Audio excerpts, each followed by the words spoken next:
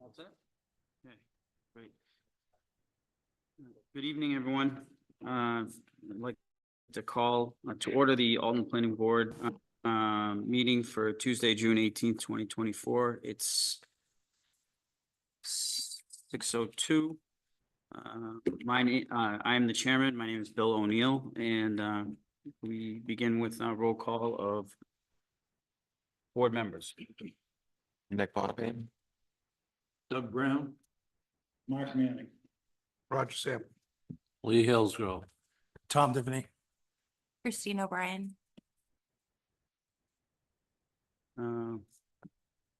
Yours is Just make sure your light's green.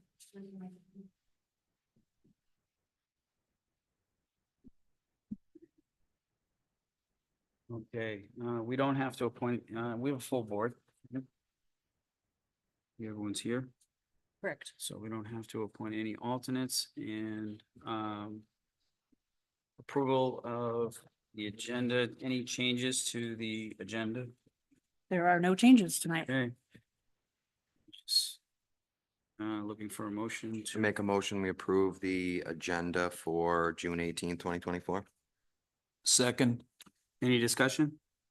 All in favor? Aye. All opposed? Motion carries.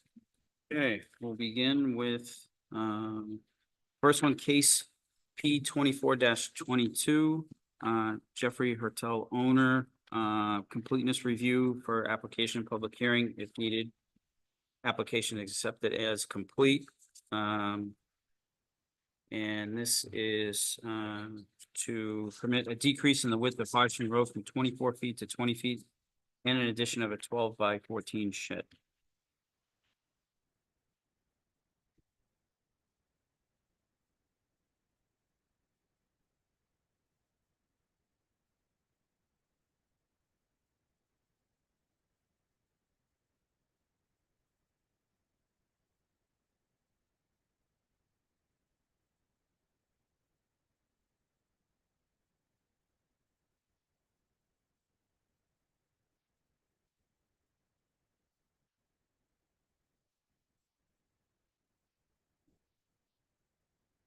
Jeff, all you're doing is changing the width of the road and adding a shed in there.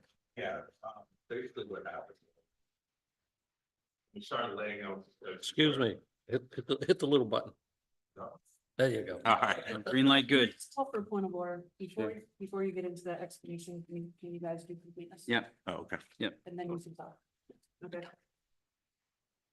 I make a motion, we accept case number P 24-22 as complete. Second that. Any discussion? All in favor? All opposed? Motion carries.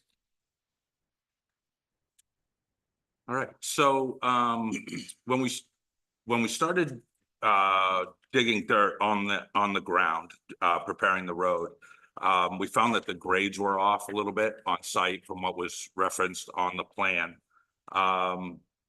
So we went back to the engineer and had him come out and try and figure out what was going on. And come to find out, there is the grade coming off of Route 28 in the Hodgson Road was too great for the state. It was a 4% grade and they wanted a 2%. So the state was there, the town engineer was there, my contractor was there.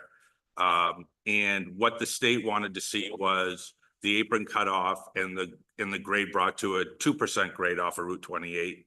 And then an 8% grade from that point. So that came into question. And then that made all the grades work. And then it came to our attention that the proposed pavement area per town regs only has to be 20 feet as opposed to 24 feet. So we went back and had the road redesigned at a 20-foot pavement width with 2-foot shoulders on either side, which does meet town regulations. The road agent has signed off on it. New Hampshire DOT has signed off on it. The town engineer has signed off on it. He's the one who sent me to the planning board because he didn't want to make the final decision on the width of the road. And with regards to the shed, what happened was I had to add the shed because New Hampshire Electric Co-op wouldn't bring power to the lot until I had concrete in the ground. And it was going to be too short a period from when concrete was going to be there to when the buildings were coming to get the power in. So they said if I added a shed, they would then bring power to the lot. So that's why the shed was essentially added. And it will come to use for me. The electrical and the camera system and all that will be housed in that shed. So that's why the shed was added. So is that where your meter will remain? I'm sorry? That where the meter will remain? Yes. So that's a. Yeah, it'll be right there. Yeah. Yeah, the meter will be right there. Circuit breaker box will be right inside.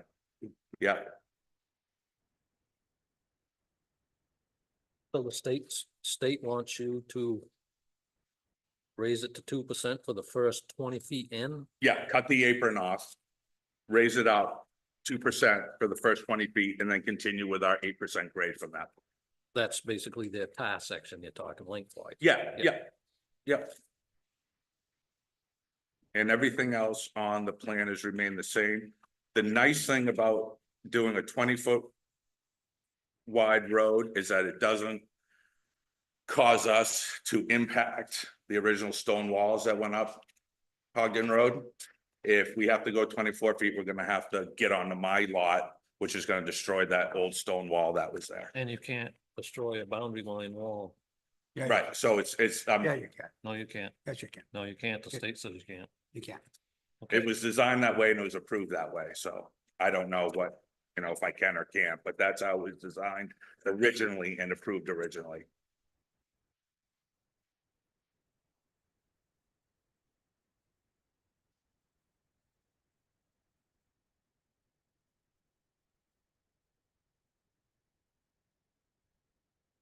Looks like an awful lot of engineering. to Oh, there's a lot to make Drop the, down 4 feet. yeah, simple change, yep. Yeah.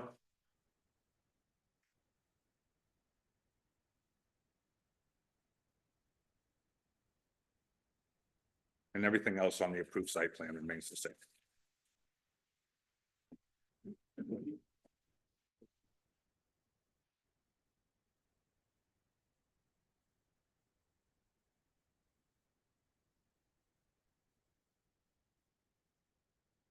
You should be able to ditch it better with it only 20 foot instead of 24.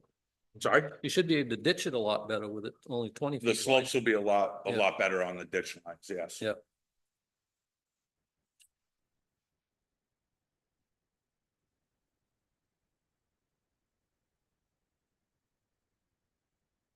I don't. You don't? Pretty straightforward. Okay, You know, you All right. guys have already looked at everything else. The other day. okay. All right, Looks pretty simple to me. I make a motion that we pass this case P 24-22. Sorry to interrupt you, but we gotta open the public input. Yes. No. And then I'll, okay. All right, any public input? Seeing none, I'll close the public input. I make a motion that we pass case P 24-22. I'll second Second it. motion. Okay. Okay, any further discussion? I just want to include the conditions precedent and everything like we normally do. Just a question with respect to permits. Was that resolved in terms of needing?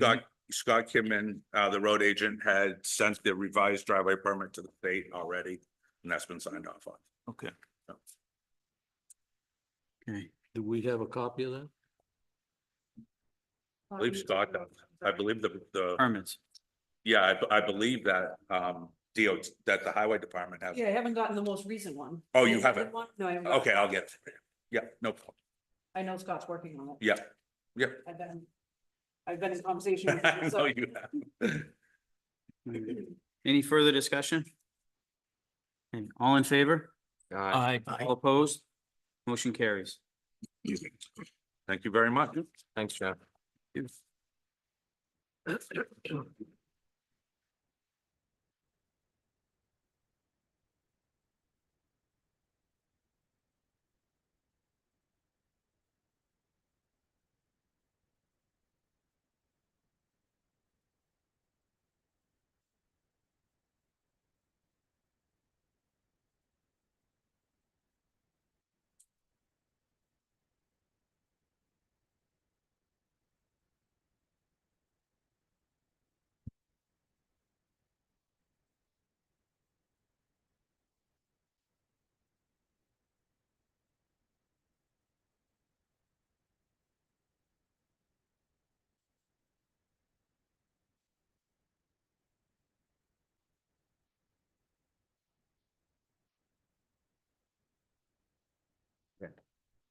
Okay, next case.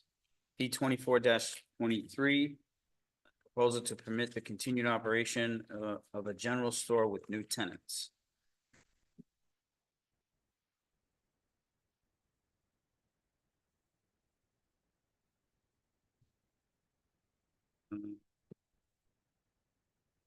I would like to point out that under the planner's comments,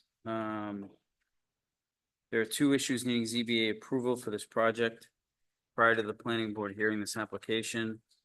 One, an equitable waiver of dimensional requirements for the general store being within the front and rear side setbacks, and special exception due to the property being located over an aquifer. Section 602 Aquifer Protection Overlay District requires ZBA approval if a septic system receiving discharge other than typical of single-family domestic waste.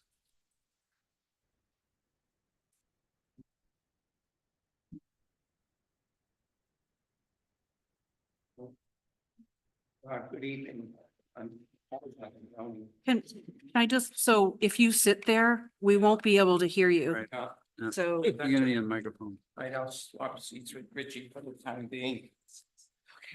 I'm Paul Manzioni. I'm an attorney and I'm representing the owner of the property. So, Paul. yeah, Hit the button there. Yeah. there it is. There you go. Thank you. The room has changed. It's been a long time since. Not for the good.